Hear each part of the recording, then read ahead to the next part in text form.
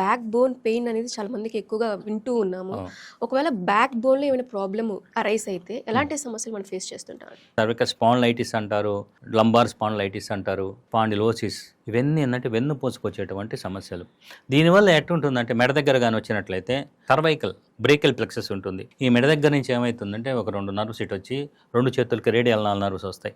2 వేళ్ళు తిమ్మిర్లుగా ఉండడం కానీ, లేకపోతే ఈ ఒక్క వేలు తిమ్మిర్లుగా ఉండడం కానీ, పట్టుకున్నప్పుడు ఇదిగా ఉండడం కానీ, మార్నింగ్ స్టిఫ్నెస్ కానీ, ఏదైనా పట్టుకోలేకపోవటము, అవన్నీ జరుగుతుంటాయి. ఇంకా నడుము దగ్గర శాక్రల్ ప్లెక్సస్ ఉంటుంది. ఆ శాక్రల్ ప్లెక్సస్ నుంచి కింద దాకా సయాటిక్ నర్వ్ వస్తుంది, పాపులేటల్ నర్వ్ వస్తుంది, పుడెంటల్ నర్వ్ వస్తుంది. ఈ నరువు మీద ఏ నరువు మీద కంపేర్ అయితే L4 L5 కానీ, L3 L4 కానీ, L5 S1 కానీ ఎక్కడ ప్రెషర్ పడుతుందో అక్కడ పెయిన్ అగ్రవేషన్ వస్తుంది. ఉదాహరణకి పాపులేటల్ నర్వ్ అయితే ఇక్కడ దాకా వస్తుంది, సయాటిక్ నర్వ్ పడితే కింద దాకా వస్తుంది.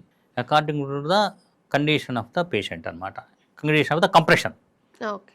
కొద్ది రోజులు నడవలేకపోవటం, కొద్ది దూరం నడవగానే కూర్చోవాలనిపించటం, కాలు పూర్తిగా లాగేస్తుండటం, ఇంకా ఎక్కువ తిమ్మిర్లు పట్టడం. గిడ్డీనెస్ ఏమైనా ఉంటుందండి?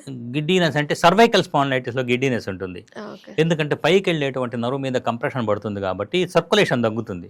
ఓకే. కళ్ళు తిరిగినట్టు ఉండడము, కళ్ళు బైర్లు గమ్మినట్టు ఉండడము, ఈ లక్షణాలని సర్వైకల్లో ఎందుకంటే వస్తాయి. ఇలాంటి సిమ్టమ్స్ ఎక్కువగా రెగ్యులర్ గా అవును, వింటూ regular ఉంటాం. గా గిడ్డీనెస్ గా ఉంది, అవును, కొంచెం సేపు నిలబడినా పని చేసినా కూడా నాకు అవును. ఒళ్ళు తిరుగుతున్నట్టుంది అని కంప్లైంట్ ఎక్కువగా తరచుగా ఇళ్లలో కూడా వింటూ ఉంటాం. ఉంటాం. దీనికి ప్రధాన కారణం సర్వైకల్ స్పాండిలైటిస్ అంటే ఒక కారణం అది. One of the cervical reason. Spondylitis one of the causative factor for the reeling sensation.